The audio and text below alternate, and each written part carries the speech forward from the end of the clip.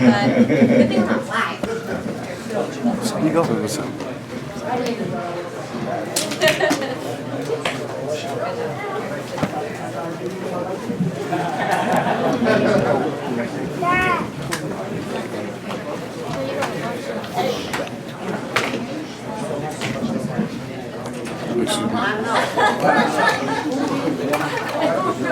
Sure. Is Brian here? Great. We're both at the solid. He's coming in. Yeah. Solid right there, come on. Come on up, guys. So yeah, obviously the hometown kid. He said to us last year he wanted 3 fights, and he did 3 fights this year that were spectacular. One of the wonderful things about Terence is he knows how to finish, and we love seeing finishers in the ring. Obviously it was a great performance. We love coming back to Omaha. He's the king here, so I'm gonna hand it over to the king, Terence. Thanks everybody for coming out, showing me support once again.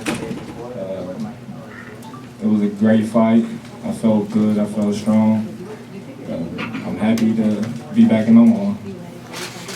Any questions?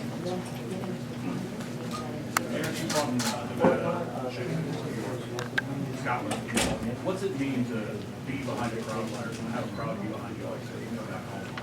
Well, it means a lot, being that a lot of these fans that in Omaha, Nebraska can't afford to go out to different countries or the bigger cities to come see me fight because, as you know, the tickets be more high and they got to worry about the plane tickets and the hotel rooms and things like that of that nature. So everybody budget ain't the same, so they can't make it.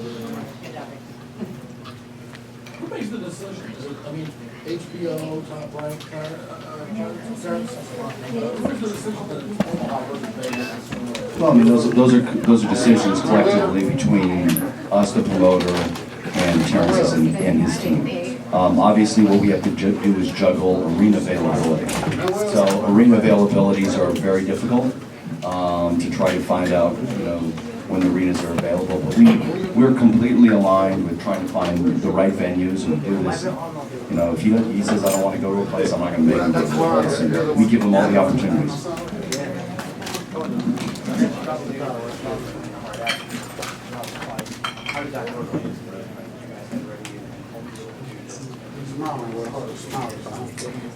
Our plan was just to keep him on outside from the first couple of rounds and then sit down on our shots and start catching them coming in and eventually catch them with some shot bats.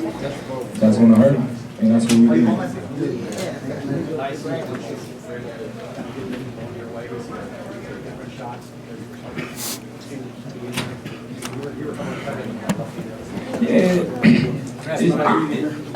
It's cool to have somebody come straight forward and be an easy target, but at the same time, you still got to watch out for their big shots and you still got to stay focused and on your P's and Q's because they're still winning those big shots.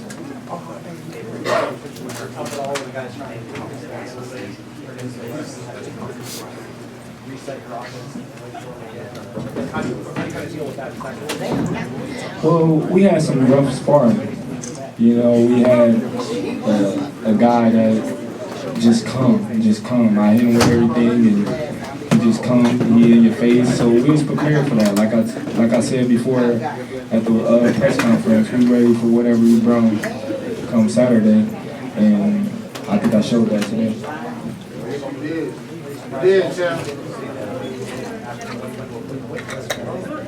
No, not at all. Being that I know he was going to come in with a little more extra weight behind him than normally. I knew that he's a tough opponent that can take a good shot, and I knew he was going to be there for a little bit. I don't know how long, but I knew that I was going to catch him with a good shot at the end. Of course. I'm always happy to finish in tremendous fashion. That raised up my stock. Was this your most dominant win so far? Not at all. I had plenty of dominant wins. I don't think this was more than the other ones. But at the same time, it was a great win for me and for Omaha. You deserve to be fighter of the year again? Huh? You deserve to be fighter of the year again? Of course, of course. I'm looking forward to seeing what's the next move with everybody that got to do with the little Boxing Riders Association. So, wait and see. Well, one at a time, one at a time. Let's go back here. Let's go back here. I was just going to follow up on that. Can you kind of put your 2016 into perspective in New York City Civic Center? Well, me stopping a tough, slick, crafty guy like Hank Lundy when nobody stopped him that early or in that fashion, and me coming back doing a unification fight, 2 undefeated fighters that didn't nobody really want to fight Postal. Everybody was moving out the division for him because they didn't want to fight him.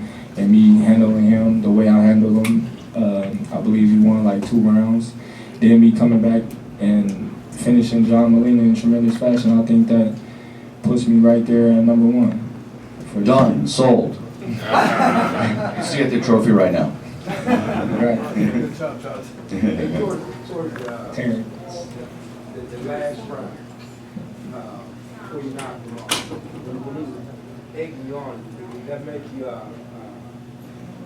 more mad and do I want to knock him off, or you already had plans to knock him off before? Not at all. You're going to get that in fights. You're going to get some people that's telling you to come on because they're desperate and they want to land this one big shot because you outboxing him. He wanted me to stand there and trade with him to give him the biggest chance of landing a big shot. And that's all that he was doing, is try to will me into having a slugfest with him.